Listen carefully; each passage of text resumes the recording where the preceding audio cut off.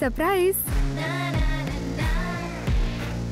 Dhotis and shirts नाले पूमर தான் Puma Majestic Collections Premium Dhotis and Shirts.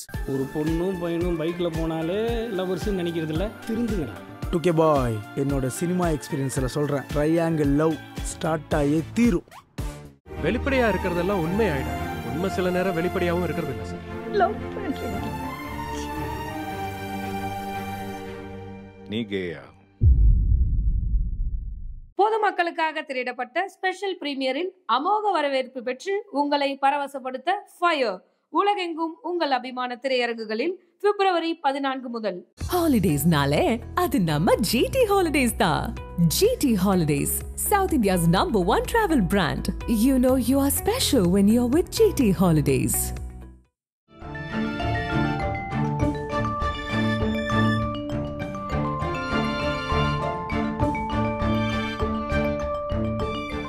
உங்கள் ஜீரண கோளாறுகளுக்கும் வயிற்றெரிச்சலுக்கும் சரியான ஒரு தீர்வு.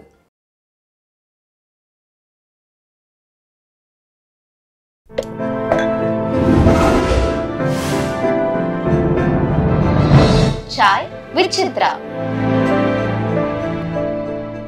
ஸோ அந்த படம் பண்ணது மூலமாக என்ன ஆயிடுச்சுன்னா, எனக்கு இந்த இது வரைக்கும் தமிழில் மட்டுமே இதாகிட்டு இருந்தது. இந்த படம் ஹிந்தியில் தியேட்டரில் ரிலீஸ் ஆச்சு சார். ஸோ நாங்கள் ஒரு நிறுவனம் இந்தியிலேருந்து வந்து அவங்க இந்த படத்தை வாங்கிட்டு போய் அவங்க ஹிந்தியில் தியேட்டரில் ரிலீஸ் பண்ணாங்க. என்னோட பார்டர்ஸ் எக்ஸ்பேண்ட் பண்ணிக்க முடிஞ்சுது. ரெண்டாவது, சுந்தரன் நான் சொன்ன மாதிரி ஒரு படம் ப்ரொடியூஸ் பண்ணி பாரு பக்காவாக புரியும் அப்படின்னு. ஸோ அந்த படம் இன்னும் எனக்கு ஒரு பொறுப்புணர்வு குடிக்குது. நடிகனாக சும்மா வந்தோம் நடித்தோம் போனோன்னு இருந்தால் பத்தாது. அந்த தயாரிப்பாளர் ஒருத்தர் நம்ம மேலே ஒரு பணத்தை ஒரு ப்ராஜெக்டாக போடுறாருன்னா அவருக்கு ஒரு தயாரிப்பாளராக நான் அதை உணர்ந்தேன் இல்லை சார். படம் அந்த ப்ராசஸ்க்கும் ஹெல்ப் ஆச்சு. ஸோ இப்போ அடுத்து பண்ணிக்கிட்டு இருக்கிற அடுத்து வெவ்வேறு நிறுவனங்களோட இப்போ கொஞ்சம் நிறைய பேரை தெரிகிறனால வெவ்வேறு ஆட்களோட நான் அடுத்தடுத்த படங்களை சைன் பண்ணியிருக்கேன். ஸோ இப்போ வந்து என்னுடைய பொறுப்பு வந்து சும்மா வந்தோம் நடித்தோன்னு இல்லை சார். இப்போ என்னுடைய ப்ரொடக்ஷன் டீம் இருக்குல்ல சார், நாங்கள் படம் பண்ணல, அடுத்த படத்தோட இப்போ எல்லா ஆஸ்பெக்ட்லேயும் அந்த ப்ரொடக்ஷன் டீம் டைரக்டருக்கு ஹெல்ப் பண்ணுறாங்க. என்னென்ன பட்ஜெட்டிங் பண்ணுறதுல கூட அவர் கூட உட்காந்து ஹெல்ப் பண்ணுறாங்க. என்னால் ஏதாவது பண்ண முடிந்தால் அந்த படத்தோடைய பட்ஜெட்டை குறைக்க முடியுமா, அதை கரெக்டான பொருட்செலவில் பண்ண முடியுமாங்கிறத நானும் இறங்கி பண்ணுறேன். ஸோ வெறும் கதை கேட்டேன் நல்லா இருக்கு நான் நடிப்பேன் நீ கூப்பிட்டு வந்துடுறேன்னு இல்லாமல் ஒரு தயாரிப்பாளராக போன படத்தில் இருந்தனால ஒரு நடிகனுடைய வேலையான்னு எனக்கு தெரில சார். ஆனால் என்னுடைய வேலையாக நான் டைரக்டர் கூட ப்ரொடியூசர் கூடயும் சேர்ந்து அந்த படத்துடைய பொருளையும் எவ்வளோ பட்ஜெட் போட போகிறாங்க, அது எவ்வளோவில் இருந்தால் அவங்க சேஃபாக இருப்பாங்க. ஏன்னா இது இப்போ தான் சார் பண்ணோம் ஒரு படம் பிரேக் ஈவன் பண்ணுறதுக்குள்ளேயே நாங்கள் வந்து ஒரு மாதிரி பயங்கர இதாகிட்டோம் சார். ஏன்னா ஒரு பெரிய டபுள் த மார்க்கெட் சைஸில் ஒரு படத்தை பண்ணி ஓடிடி தியேட்டர் அந்த ஒரு இந்த புரிஞ்சுக்கிறோம்ல சார் பிஸ்னஸ். அப்போ என்ன பண்ணால் எப்படி பண்ணால் கரெக்டாக இருக்கும், இதை வந்து ப்ரொடியூசர் கூட சேர்ந்து ட்ராவல் பண்ணும்போது அவங்களும் பயங்கர கம்ஃபர்டபுளாக ஃபீல் பண்ணுறாங்க. ஓகே, அப்போ நம்ம வந்து இந்த சைஸில் இந்த படம் பண்ணால் தான் இந்த படத்துக்கான எல்லாரும் ப்ராஃபிட் எடுக்கணும் சார். அதுவும் குறிப்பாக ப்ரொடியூசர் ப்ராஃபிட் எடுத்தால் மட்டுமே நம்ம ஒரு இண்டஸ்ட்ரியாக ஆரோக்கியமாக இருக்க முடியும். ஏன்னா தொழிலில் யார் காசு போடுறாங்களோ அவங்க திரும்ப திரும்ப காசு போடும்பொழுது தான் அந்த தொழில் வளரும். ஸோ அதனால் அதுவும் என்னோட பொறுப்பாக எடுத்து பண்ணுறேன் சார். ஸோ அப்படி தான் இது நடக்குது சார். இவங்க எல்லாரு கூடயும் பண்ணணும்னு ஆசை, ஆனால் தெரிஞ்சவங்க கொஞ்சம் பேர் தான் இருக்காங்க. ஸோ யாரை அறிமுகம் கிடைக்க அவங்க கூடலாம் ஒர்க் பண்ண ஆரம்பிக்கிறேன் சார். அடுத்து ஒரு 3 படங்கள் பண்ணுறேன், வெவ்வேறு நிறுவனங்களோட தான் காயின் பண்ணிகிட்ருக்கேன். பட் த்ரூ அவுட் என்னோட டீம் மொத்தமாகவே வந்து இப்போ நான் என் ப்ரொடக்ஷன் டீம் ஒரு பெரிய டீம் உருவாக்கியிருக்கேன். ஸோ என்னோட டீம் வந்து மொத்தமாகவே உங்களுக்கு எய்ட் பண்ணுறாங்க எல்லா வகையிலும். இப்போ என்னோட அடுத்த படத்தில் பண்ணிக்கிட்டு இருக்கும்போது டைரக்டர் வந்து சில சிஜி டவுட்ஸ் கேட்டார். ஸோ எங்களோட சிஜி நிறுவனத்துலேருந்து என்னென்னலாம் உங்களுக்கு எய்டு வேணுமோ என்ன வேணால் நீங்கள் எடுத்துக்கலாம். ஸோ அந்த மாதிரியான சூழலையும் ஏற்படுத்தி தரணும் அப்படிங்கிறது ஒரு தயாரிப்பாளராக ஒரு படம் வேலை பண்ணனால அந்த ஒரு முதிர்ச்சி வந்துச்சு. ஸோ அதுவும் ஒரு பெரிய இதாக தான் சார் பார்க்குறேன். நீங்கள் தயாரிப்பாளராக பெற்ற அனுபவங்களில் ரொம்ப முக்கியமான அனுபவம் இது? ஸோ ஒரு படம் எடுத்தால் அதை கரெக்டான பட்ஜெட்டில் பண்ணணுங்கிறது தான் சார் மிக முக்கியமான அனுபவம். கரெக்டான பொருளில் ஒரு படத்தை பண்ணிட்டோம்னா அந்த படத்தை சரியான வகையில் வெளியில் கொண்டு வந்து நிறைய பேர் கொண்டு போய் சேர்த்தவும் முடியும். இப்போ ஒரு படத்தை வந்து பயங்கரமாக நம்ம எய்ம் பண்ணி இப்போ நாங்கள் எடுத்தது வந்து இது இப்போ நான் சொல்கிற கருத்துக்கும் நான் பண்ணதுக்கும் இது ஏன்னா ஆனால் அது என்னன்னா என்னால் இப்போ நீங்கள் பார்த்த படத்தோடைய பொருள் சைஸுக்கும் நாங்கள் போட்ட பொருளுக்கும் ப்ரொபோர்ஷனேட்டாக இருக்காது சார். ஏன்னா வந்து நாங்கள் ரொம்ப கம்மி பொருட்செலவு தான் எடுத்தோம், ஆனால் படத்தோட சைஸ் பெருசாக இருக்கும். ஸோ ஒரு தயாரிப்பாளராக கரெக்டாக பிளான் பண்ணி ஒரு விஷயத்த கரெக்டான பட்ஜெட்டில் பண்ணிட்டா ஆரோக்கியமாக நம்ம வந்து அந்த கலை வந்து அந்த உள்ளே இருக்கிற டீமும் ஆரோக்கியமாக இருக்கும், அந்த படைப்பும் ஆரோக்கியமாக இருக்கும். இது மைக்ரோவா சார், மேக்ரோவா இந்த ஒட்டுமொத்த இது இந்த வியாபார சந்தை இருக்குல்ல சார், அதுவுமே ஆரோக்கியமாக இருக்கும். ஸோ நான் வந்து தயாரிப்பாளரோட முக்கிய பொறுப்பாக பார்க்குறது ப்ரீ பிளான் பண்ணுறோம்ல சார், அதனால மட்டுமே தான் சார் நான் கடைசி உலகப் போர்லேருந்து கடைசி உலகப் போர் வந்து எனக்கு ஒரு பிரேக் ஈவன் படமாக அமைந்ததுக்கு ஒரே காரணம், அதை நான் வந்து ப்ரீ பிளான்டாக அந்த பொருட்செலவில் அவ்வளோ பெரிய படத்தை ஆனால் கரெக்டான பொருள் எடுத்ததுனால மட்டுமே தான் சார் அது சேஃப். சரி, நான் ரெகுலர் மார்க்கெட் சைஸை விட டபுள் த சைஸில் எடுக்கிற படம். ஸோ அந்த சேஃப்டிக்கு மிக முக்கிய காரணம் வந்து அழகாக அதை பிளான் பண்ணி எக்ஸிக்யூட் பண்ணது தான். ஸோ ஒரு ப்ரொடியூசராக மிக முக்கியம் இந்த எந்த பட்ஜெட்டில் பண்ண போகிறோம், அதை எப்படி பண்ண போகிறோம், எந்த காம்ப்ரமைஸும் எப்படி பண்ண போகிறோங்கிறது தான் இருக்கிறதுலே மோஸ்ட் இம்பார்ட்டண்ட்டுங்கிறத நான் நினைக்கிறேன் சார். இப்போ இன்றைய நடிகர்கள் பெரும்பாலானோருக்கு, முக்கியமாக கதாநாயகர்களுக்கு இந்த படம் என்ன வசூல் பண்ணுது அப்படின்னு தெரியுதில்ல. அதனால் இவங்களுடைய சம்பளம் வந்து தாறுமாறாக இருக்குது. அதனால தான் பல தயாரிப்பாளர்கள் நஷ்டமடைய நேரிடுதுன்றது ஒரு குற்றச்சாட்டு இருக்குது. ஆதியினுடைய சம்பள விகிதங்கள் எப்படி ஃபிக்ஸ் பண்ணப்படுது சார்? என்னுடைய இப்போ போன படத்துக்கும் இந்த படத்துக்கும் சம்பளம்லாம் ஏற்ற மாட்டேன் சார். மிகப்பெரிய அளவில் ஒரு மார்க்கெட் சேஞ்ச் வந்தால் மேபி என்னுடைய முத 3 படங்களுக்குமே பெரிய மாற்றம்லாம் இல்லை சார். அதுக்கப்புறம் ஒரு சம்பளம் உயர்வு சார். அதே தான் இப்போவும் எந்த மாற்றமும் இல்லை சார். இப்போ பிடி சார்லேருந்து இது ஏன்னா வந்து இது அப்படி மாறுறதில்லை சார். ஒரு படம் ஓடும், ஒரு படம் ஓடாது. அது வந்து நல்ல படம் இல்லைங்கிறத வச்சு இல்லை சார். அன்றைக்கி மக்கள் என்ன மனநிலையில் இருக்காங்க, ஒரு வீக்கெண்ட் ஃப்ரைடே சாட்டர்டே சண்டே ஒரு புயல் வந்துச்சுன்னு வைங்களேன் sir, city collection out sir முடிஞ்சு. ஸோ அதனால் வந்து இது அதை நல்ல படத்தை வைத்து இல்லை சார். ஸோ அதனால் வந்து திடீர்னு சம்பளத்தை இந்த படம் எனக்கு போன படம் ஓடிச்சின்னு இந்த படம் இப்போ நான் அடுத்து 3 படம் சைன் பண்ண போகிறேன் சார். 3 படத்துக்கும் அதே சம்பளம் தான். இந்த படம் ஓடும், அடுத்த நாள் அதுக்கு அடுத்த படம் எவ்வளோ அப்படி ஒர்க் ஆகுறது இல்லை சார். இது ஒரு பொருள், அந்த பொருளுக்கு எவ்வளோ கரெக்டாக சம்பளம் இருந்தால் அந்த ப்ராஜெக்ட்கான பட்ஜெட்டை பொறுத்து தான் சார் என் சம்பளம் வந்து அமையுது. இதுக்கு நான் இவ்வளோ வாங்கிக்கிறேன் அதுக்கு அப்படிலாம் இல்லை சார். நீங்கள் எவ்வளோ படம் பெருசாக எடுத்தாலும் அதே தான் சம்பளம். நல்லது தானே சார், ப்ரொடியூசர் சம்பாதிச்சா திரும்பவும் படம் பண்ண போகிறோம், இன்னொரு கலைப்படைப்பு கிடைக்க போகுது. ஒரு கலைஞனா எவ்வளோ படைப்பை கொடுக்குறோங்கிறது தானே சார் இருக்கலே ஆரோக்கியமான விஷயம்.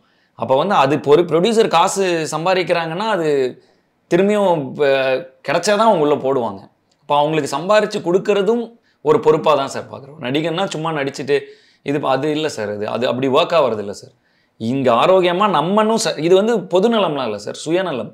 நான் இங்கே ரொம்ப நாளாக இருக்கணும், நான் இன்னொரு 20 வருஷம் இங்கே இருக்கணும்னா இந்த இண்டஸ்ட்ரி 20 வருஷமாக ஆரோக்கியமாக வளரணும். அப்போ 20 வருஷமாக இங்கே யாரெல்லாம் பணம் போடுறாங்களோ அவங்களுக்கும் அந்த பணம் வந்து பெரிய லாபத்தை ஈட்டி கொடுத்துட்டே இருக்கும்பொழுது இது இண்டஸ்ட்ரியாகவே வளரும். ஸோ அப்படிப்பட்ட ஒரு நான் இங்கே ரொம்ப நாள் இருக்கணும்னா இது இப்போ நடக்கணுங்கிற சுயநலத்தில் தான் பண்ணுறேன் சார். இப்போ கடைசி உலகம் போர் நீங்கள் எதிர்பார்த்த வெற்றியை உங்களுக்கு தரல. இப்போ படம் பார்க்கும்போது எதனால் மிஸ் ஆச்சு அந்த படம்னு தோணுது சார்? தியேட்டர் கிடைக்கல சார். 7 படங்கள் ரிலீஸ் ஆச்சு. நான் எதிர்பார்த்தது என்னென்னா அவ்வளோ பொருட்செலவு பண்ணி எடுத்து அதான் சார் பொதுவான ஒரு படமாக எடுத்திருந்தா, அதான் சார் பட்ஜெட்டில் எடுத்திருந்தா அந்த படம் மிகப்பெரிய வெற்றி எனக்கு. பட் நான் பொதுவாக எடுக்கிற படங்களோடைய என்னோட மார்க்கெட் சைஸ்லேருந்து டபுள் த மார்க்கெட் சைஸுக்கு நான் படத்தை எடுக்கிறேன். ஸோ அதில் பிரேக் ஈவன் பண்ணதே நான் மிகப்பெரிய வெற்றியாக பார்க்குறேன் சார். இதுவே ஒரு சாதாரண இதுக்கு முன்னாடி படத்துக்கு இந்த பொருளை திரும்பியும் ரிட்டர்ன் எடுத்திருந்தேன்னா அது எனக்கு டபுள் த ப்ராஃபிட்டாக எனக்கு ஃபீல் ஆகிருக்கும். பட் அப்போ நம்ம யோசிக்கணும் சார், இந்த படத்தை நம்ம தெரிஞ்சு தான் வாண்டடாக தான் இவ்வளோ பெருசாக எடுக்கிறோம் பெரிய ஸ்கேலில். அப்போ அது பிரேக் ஈவன் பண்ணுச்சுன்னா ரெகுலராக நம்ம பண்ணுற மார்க்கெட் சைஸை டபுள் டைம் பண்ணியிருக்கோம். அப்போ டபுள் டைம் நம்ம அது சேஃப் ஆகிருக்கோம் அப்படின்னா அதுவே ஒரு பெரிய சக்ஸஸ் தாங்கிறத அந்த நிறைவு தான் சார். தியேட்டர் கிடச்சிருந்தா கண்டிப்பாக இன்னும் கொஞ்சம் பணம் எடுத்து ப்ராஃபிட் ஜோனுக்குள்ளே போயிருப்போம் சார். தியேட்டர் வந்து 7 படங்கள் ரிலீஸ் அந்த டைமில் வந்து பயங்கர ஒரு இந்த சூழலுங்கிறனால தியேட்டர் கிடைக்காம நல்லா போயிட்டு இருந்துச்சு. ஆனால் நெக்ஸ்ட் வீக்குக்கு அடுத்த படங்கள் வர நல்லா போயும் ஸ்க்ரீன் சில இடங்கள் எடுக்க வேண்டியதாக போச்சு. ஸோ அந்த மாதிரியான நெருக்கடி இதெல்லாம் வந்து ப்ரொடியூசராக டிஸ்ட்ரிபியூட்டராக முதல் முறையாக நான் டிஸ்ட்ரிபியூட் பண்ணும்போது இப்படி இருக்கணும் தியேட்டர். அப்போ என்னன்னா சார், படத்தை சரியான இதில் எடுத்து ஹோல்டு பண்ணி ரிலீஸ் பண்ணும்பொழுது அந்த ஹோல்டு பண்ணுற பவர் எப்போ கிடைக்குதுன்னா நீங்கள் கரெக்டான பட்ஜெட்டில் எடுத்துட்டிங்கன்னா இன்ட்ரெஸ்ட் அந்த ப்ராப்ளம்லாம் இல்லாமல் ஹோல்டு பண்ணி கரெக்டான ஒரு ஸ்பேஸில் ரிலீஸ் பண்ண முடியும். எனக்கு ஹோல்டு பண்ணுறதுக்கான பவர் இல்லை, நாங்கள் தான் ப்ரொடியூசர். ஸோ அப்போ அப்படி ஒரு கூட்ட நெரிசலில் வந்து விடும்பொழுது இருக்கிற ஒரு 600 தியேட்டரில் 7 படங்கிறப்ப பிரிகிறப்ப நீங்கள் பொதுவாக ஒரு 300-400 திரையரங்கில் வந்தால் அது ஈஸியாக நம்ம அதுக்கான லாபத்தை எடுத்துடலாம். ஆனால் வந்து அது ஒரு 100-200 திரையரங்கில் வரும்போது நம்ம அது கஷ்டப்படுற ஒரு விஷயந்தான் சார்.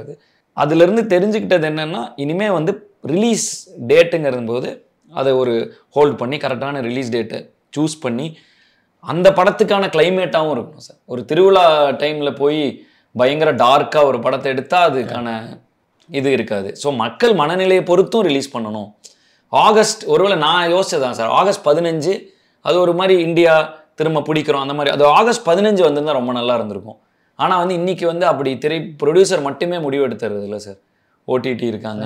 ஸோ எல்லாரும் சேர்ந்து ஸோ எனக்கு வந்து படம் ரிலீஸ் ஆகிறப்ப ஓகே பிரேக் ஈவன் பண்ணிட்டா போதுங்கிற மனநிலையில் தான் ரிலீஸே பண்ணோம் சார். பிரேக் ஈவன் ஆனவுடனே ரொம்ப சந்தோஷமாயிட்டோம். அதுலேயே அப்பா மிகப்பெரிய வெற்றின்னு சொல்லி மனநிறைவு தான் சார் மேட்டர். தொடர்ந்து என்ன மாதிரியான படங்களை நடிக்கணும் அப்படின்னு உங்களுக்கு ஆசை சார்? விதவிதமான கதாபாத்திரங்கள். போன படத்துக்கு இந்த படத்துக்கு எந்த சம்மந்தமும் இல்லாத கதாபாத்திரங்களில் நிறைய கதாபாத்திரங்கள், நிறைய படங்கள் நடிக்கணும்னு ஆசைப்பட்றேன் சார். 3 வருஷம் வந்து படிப்புங்கிற ஒரு காரணத்தினால என்னால் நிறைய படங்கள் நடிக்க முடியல. இப்போ இந்த வருஷமே 2 படம் நடிச்சிடணும், இல்லை ஒரு 3 படம் நடிச்சிடணும், அப்படின்னு நிறைய படங்களில் நடிக்கணுங்கிற ரொம்ப ஆசைப்பட்றேன் சார். வேறு வேறு கதாபாத்திரங்களில் வேறு வேறு ஷேட்ஸில் வித்தியாசமான ஒரு இதில் நடிக்கணுங்கிறது என்னோட ஆசை. நீங்கள் அதிகமான படங்கள் இசையமைச்சதுன்னா விஷால் படங்களை சொல்லலாம். ஆம்பளை படத்தில் ஏற்பட்ட அந்த நெருக்கம் காரணமாக சொல்லலாமா? நெருக்கம் சொல்லலாம். எனக்கு ரொம்ப பிடிக்கும் விஷால் நான், ஆனால் நம்பர் கூட இல்லை எனக்கு ரொம்ப பிடிக்கும். ஆனால் எனக்கு பெருசாக திரைத்துறையில் பெரிய நெருக்கமான நண்பர்கள் அந்த மாதிரி நட்பு இல்லை சார். ஆனால் பார்த்தா ரொம்ப ரொம்ப மனசில் ஆள் மனசில் என்ன இருக்கோ அந்த ஒரு நட்போட தான் இருப்பேன். இப்போ விஷால் நான் ரீசெண்டாக சுந்தரன் நான் பர்த்டேயில் பார்த்தேன். அவர் என்னை கட்டி பிடிச்சி ரொம்ப சந்தோஷப்பட்டு பேசினார். அடுத்து எங்கேயாவது சந்திச்சா பேசுவோம். அந்த மாதிரி எனக்கு கிடைத்த வாய்ப்புகள் எல்லாமே என் திறமைக்காக கிடைத்ததுன்னு தான் நான் நினைக்கிறேன் சார். சுந்தரனை தவிர எனக்கு பெருசாக வந்து நான் வந்து இப்போ சும்மா அடித்து ஃபோன் பேசக்கூடிய நண்பர்கள் கூட எனக்கு திரைத்துறையில் கிடையாது சார். யாராவது ஒர்க் பண்ண டைரக்டர்ஸ் கூட ரொம்ப நாள் ட்ராவல் ஆனனால இப்போ ஏஆர்கே சரவணன், கார்த்தி இவங்கெல்லாம் கூட கால் பண்ணி, ஏன்னா இவங்கெல்லாம் வந்து என்னுடைய இதில் ஈஸியாக பேசிப்பேன் சார். ஏன்னா கார்த்தி எப்படி இருக்கு, என்ன பண்ணுறீங்க அப்படி பேசுவேன் சார். இவங்கெல்லாம் எனக்கு சினிமாவுக்கு முன்னாடி இருந்தே நண்பர்கள். ஏஆர்கே வந்து இன்டர்நெட் நாளை படத்தில் டீ கடையில் ரவிக்குமாரோட இருக்கப்போ ஏஆர்கே இருப்பார். ஸோ அந்த ஒரு இது ஈஸியாக இருக்குது சார். திரைத்துறை முன்னாடி இருந்தே இவர் எனக்கு படம் பண்ணுறதுக்கு முன்னாடி இருந்தே எனக்கு நண்பராக இருந்தார். கார்த்தி வந்து ஸ்மைல் சேட்டை கார்த்திகா இருக்கும்பொழுது தெரியும். ஸோ இதுக்கு இன்னொரு காரணம் என்னன்னு நினைக்கிறேன்னா, நான் வந்து ரொம்ப நார்மலாக ஒரு இதிலேருந்து ஒரு ஊருக்கார பையன் சார் பேசிக்காக. அப்படி வரும்போது இவங்க எல்லாரையும் நான் வந்து இப்போ முதல் தடவை விஷால் நம்ம பார்க்குறப்ப நான் தான் பார்த்தேன். எல்லாம் நார்மலாக அவர் கூட பேச முடியல. ஏன்னா நான் அவரை திரையில் பார்த்துருக்கேன். சண்டைக்கோழிலாம் பார்த்து அது லாஸ்ட்டில் அப்படி நடந்து வந்து இவர் யாரோட பையன் தெரியுமா, அவங்களும் பெரிய ஆள் தான் அப்படின்னா அந்த ஜன்னல் வாட்ச் நம்ம அப்படி பார்க்குறோம்ல சார் அவங்கள. ஸோ அப்படி பார்க்குறப்ப நம்மளால் வந்து அது மூவ் பண்ண முடியாது. இப்போ வரைக்குமே நான் வந்து ஒரு பிரமிப்போட தான் இப்போ கமல் சாரை வந்து நான் பிக் பாஸில் ஏதோ ஒரு படம் ப்ரொமோஷனுக்கு போனேன் சார். போகிற வரைக்கும் நார்மலாக இருந்தேன். கிட்ட போனேன்னு எனக்கு அதுக்கு முன்னாடி இத்தனைக்கும் அவர் ஒரு தடவை என்னை வந்து மீட் பண்ணி என்னை பாராட்டினார். இந்த டக்கரு பாட்டுக்காக என்னை கூப்பிட்டு பாராட்டி, பட் கிட்ட போகிறப்போ நான் ஆயிடுதில்ல சார், ஒரு பிரமிப்பாயிடுது. ஏன்னா நாங்கள் தியேட்டரில் நான் சின்ன வயசில் எங்கள் மாமா கூப்பிட்டு போகிற படத்துக்கு இதெல்லாம் ஒரு பெரிய ஸ்க்ரீன்லேயே பார்த்துட்டு திடீர்னு அதுக்குள்ளே அடாப்ட் ஆக முடியல சார். ஸோ விஷால் நான் வந்து இப்போ கூட நம்பரில், ஆனால் அண்ணனை பார்த்தா எனக்கு அவ்வளோ பிடிக்கும். அவ்வளோ அவரே என்னை போட்டு இது பண்ணுவார், டேய் தம்பி எப்படா இருக்க அப்படின்னு இது பண்ணுவார். இப்போ பார்த்தேன் அவர் வந்து என்னை வந்து நான் பாடலான் இருக்கேன் அடுத்து நான் ஆல்பம் போட்டா அப்படின்னு அவர் பயங்கர இந்த டியரில் ஒரு பாட்டு வந்து ஹிட்டு, பயங்கர ஹிட்டு. தியேட்டர்லாம் கூட பாடுறாங்க. அவர் ஒரு விஜய் ஆண்டனி சார் ஷோவில் போய் பாடியிருக்காரு. எல்லாம் பயங்கரமாக பாடி என்ஜாய் பண்ணியிருக்காங்க. அம்மா ஏதோ கான்செர்ட் நடத்துறியாமே, அது என்ன இப்படி ஏதோ ஒன்று நம்மளும் பண்ணலான் இருக்கேன் நான் அப்படின்ட்டு விளையாடிட்டு இருந்தேன் என் கூட. ஸோ அந்த ஒரு பயங்கரமான ஆழ்ந்த ஒரு இது இருக்கும் சார், பாசம் இருக்கும். பட் அது தொடர்ந்து ஃபோனில் பேசி அந்த நட்புனால அது எனக்கு ரொம்ப காமனாக நம்ம பசங்க அந்த வைப்லேயே இருந்துடுறேன் சார். இங்கே வந்தப்போ நிறைய பசங்க ஃப்ரெண்ட்ஸு, அந்த ஃப்ரெண்ட்ஸ் அப்படியே இருக்காங்க. அது எனக்கு கன்வீனியண்ட்டாக இருக்குது சார். என்னால் இது பிரமிப்பாக இருக்குது சார். அது பிரமிப்புக்குள்ளே அந்த யதார்த்தமான நட்பு வரமாட்டேங்குது சார். சுந்தரனை மட்டும்தான் எனக்கு வந்து அவர் திட்டுவார், என்ன வேணால் திட்டுவார், எனக்கு கோவம் வராது. நான் ஏதாவதுன்னா எதிர்த்து பேசுவேன். அது ஏனோ சார், அது சினிமாவுக்கு முன்னாடியே ஒரு மாதிரி நான் அந்த திரைப்படம் கிடைக்கிறதுக்கு முன்னாடியே வந்தப்போ அது அவரும் அதுக்கான சூழலை கொடுத்துட்டாரு எனக்கு. ஸோ அது ஒரு மாதிரி ஆழமாக அமைஞ்சிருச்சு. குடும்பமாக தான் ஃபீல் ஆகும் எனக்கு அண்ணனை. பட் எனக்கு ஏனோ தெரில சார், அது எனக்கு என்னால் எக்ஸ்பிளைனும் பண்ண முடியல. பட் யாரை பார்த்தாலும் எனக்கு பிடிக்கும் சார், பிரமிப்பாக இருக்கும். ஸோ மற்றபடி தொடர்ந்து நட்பில் பயணிக்கிறதுக்கு எனக்கு எங்கள் பசங்க தான் சார் ஜாலி. கமலை சந்திச்ச மாதிரி ரஜினியை சந்திச்சிருக்கீங்களா? இல்லை சார், சந்திச்சது இல்லை. நிறைய அதான் சார் எப்படி போய் சந்திக்கிறதுன்னு தெரியல. எப்படி எப்படி போய் நம்ம போய் கேட்டு இல்லை பார்க்க மாட்டேன்னு சொல்ல மாட்டேன், பட் என்னன்னு போய் சந்திச்சு எனக்கு அது நிறைய. ஒரு டைம் சுந்தர் நான் வந்து ஏதோ ஒரு இதில் வந்து ஒருத்தர் மீட் பண்ணுறதுக்காக கூப்பிட்டாரு. பட் எனக்கு அது என்ன எப்படி சந்திக்கிறது ஒரு சின்ன இது சார், ஒரு இது இருக்கும், ஒரு தெரில சார் அது எப்படின்னு. ஸோ அதுவும் அமைஞ்சு வரும்பொழுது அது வேற மாதிரி இருக்கும். பட் எனக்கு ஆசை சார் பார்க்கணும், ரஜினி சாரை நேரில் பார்க்கணுங்கிறது ரொம்ப ஆசை. பட் வந்து அது எப்படி சந்திக்கணும் கேட்டால் இது பண்ணுவாங்க. பட் அது எப்படி கேட்டு அது தெரில சார் எனக்கு. அதனால கவன் படத்தில் பணியாற்றியது எப்படி இருந்தது? சூப்பராக இருந்தது சார், பயங்கரமாக இருந்தது. அதாவது கேவினாவோட என்ன சொல்கிறது, அவரோட எனக்கு வந்து மீசை முறுக்கு படம் அப்போ தான் சார் நான் டைரக்ட் பண்ணி அது ஒரு ப்ராசஸில் போயிட்டு இருந்தோம். நட்பே துணை அந்த மீசை முறுக்கு நட்பே துணை மியூசிக்லாம் மீசை முறுக்கோட இதெல்லாம் போயிட்டுருக்கு. அடுத்து அந்த ஒரு இடைப்பட்ட அந்த ஒரு இதில் தான் பண்ணோன்னு நினைக்கிறேன் கவன். அவரோட அவுட்லுக் ஆஃப் சினிமா இருக்கும்ல சார், அது ஒரு மிகப்பெரிய டிஃப்ரென்ஸ் சார் எனக்கு. ஏன்னா அவர் ஜென்ரலாகவே ஒரு விஷயத்த பயங்கர இதாக பார்ப்பார். இப்போ பாட்டு எங்ககிட்ட வாங்கும் பொழுதும் அந்த பாட்டோட விஷுவல் சென்ஸ்லேருந்து ஒன்று பண்ணி வாங்குவார் சார். அது ஒரு புது அனுபவம். அது இன்னி வரைக்கும் எனக்கு வந்து அந்த டெக்னிக் வந்து நிறைய இடங்களில் யூஸ் ஆகுது. அவர் ஒரு மாதிரி பாட்டை வாங்குவார்ல சார், அது விஷுவலாக கேட்டு வாங்குவார். ஸோ அது ரொம்ப ரேர். அது நான் நிறைய பேர்கிட்ட அது அப்படி நான் இது பண்ணதில்லை சார்.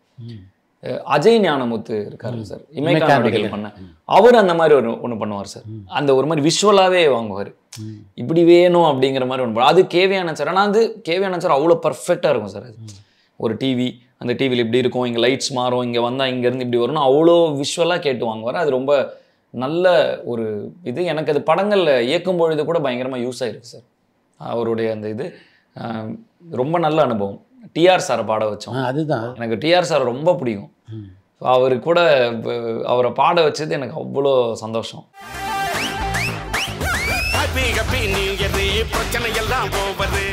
அவர் இசையமைப்பாளர் எனக்கு ரொம்ப கனெக்ட் பண்ணிப்பேன் சார் நான் அவர். ஏன்னா வந்து எந்த ப்ளூ பிரிண்ட்டும் இல்லாமல் ஒரு இதில் உடச்சி உள்ளே வந்து ஒரு பெரிய ட்ரெண்டே செட் பண்ணி எல்லாரும் பெரிய அந்த டைமில் ஜாம்பவான்கள் இருந்தவர் பார்த்து ஐயோ இவர் படமா அப்படின்னு இது பண்ணுற அளவுக்கு ஒரு ஃபோர்ஸாக இருந்தவர் சார். ஸோ அது ஒரு மிகப்பெரிய எனர்ஜி சார். அது வந்து அவரை நேரில் பார்க்கும்பொழுதும் அவ்வளோ எனர்ஜி அவர். ஸோ வந்து அந்த ஒரு இது வந்து எனக்கு ரொம்ப ப்ரெஷியஸான மொமெண்ட் அந்த படத்தில் ஒர்க் பண்ணது. உங்களுக்கு பிடிச்ச படம் நீங்கள் இசையமைத்த படங்கள்? எனக்கு தனியொரு ஒன் ரொம்ப பிடிக்கும். ஃபார் எக்ஸாம்பிள் இப்போ ஒரு வில்லன் தீம் ஒன்று இருக்கும் சார். ஆதியினுடைய ப்ளஸ்ஸு எது, மைனஸு? ப்ளஸ்ஸு மைனஸ் ரெண்டும் ஒன்று தான் சார். இல்லைன்னா இல்லை, இந்த டிப்ளமேட்டிக்காக கோட்டிங் அடித்து அது கொஞ்சம் கஷ்டம் சார். எனக்கு கொஞ்சம் மனசில் டக்குன்னு வந்தால் வந்துடும். அது சில இடங்களில் கொஞ்சம். உங்களுடைய நண்பரான ஜீவா ஏன் பொது வழியில் வர்றதே இல்லை சார்? என் ஒய்ஃபு ஜீவா 2 பேரும் சேம் தான் சார். 2 பேரும் டீம்மேட்ஸ். இப்போ நாங்கள் படத்துக்கு போகிறோன்னா அவங்க 2 பேரும் சைலண்டாக முன்னாடி போயிடுவாங்க. பரபரப்பான சினிமா செய்திகள், நட்சத்திரங்களின் பேட்டிகள், சினிமா வரலாறு ஆகியவற்றை பார்க்கவும் படிக்கவும் உங்களுக்கான இணையதளம் tourantalkies.co.